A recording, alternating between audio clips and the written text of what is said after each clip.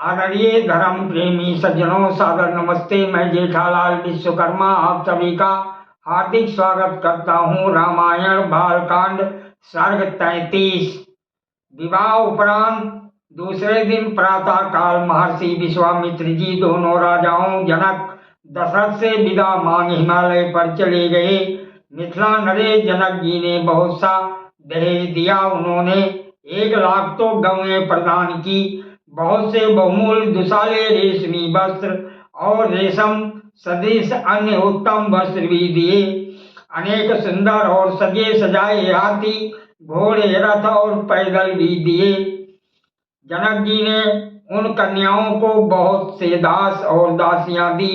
अत्यंत प्रसन्नचित्त राजा जनक ने बहुत सा सोना, चांदी, मोती और मूंगे दिए।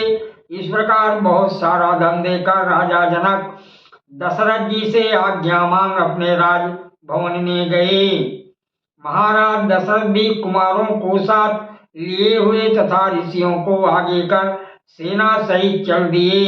इस प्रकार ऋषियों और श्री राम के साथ जाते हुए महाराज दशरथ जी ने भयंकर रूप धारण किए हुए जटाजूटधारी भृगुवंशी जमदग्नि के पुत्र राजाओं का मान मर्दन करने वाले परशुराम जी को देखा। वह कैलाश के समान दुर्घस, काल अग्नि के समान दुस्साह तेज से प्रकाशमान और पामर लोगों द्वारा दुर्निरीक्ष थे। उनके कंधे पर परशु अर्थात फरसा था तथा बिजली के समान दैदीप्यमान धनुष और बाण को लिए हुए वह ऐसे जान पड़ते थे मानो त्रिपुरासुर को मारने के लिए शिव जी आए हों। दहकती हुई अग्नि के तुल्य दीप्त और भयानक रूपधारी परशुराम जी को देख जप होम में तत्पर वशिष्ठ आदि सब ऋषि मुनि इकट्ठे होकर आपस में कहने लगे कि पितृवध से क्रुद्ध हुआ ये परशुराम कहीं क्षत्रिय कुल को निर्मूल तो नहीं करेगा। क्षत्रियों का नाश करके पहले तो इनका क्रोध शांत हो चुका था, अब क्या इनकी इच्छा पुनः क्षत्रियों का नाश करने की है।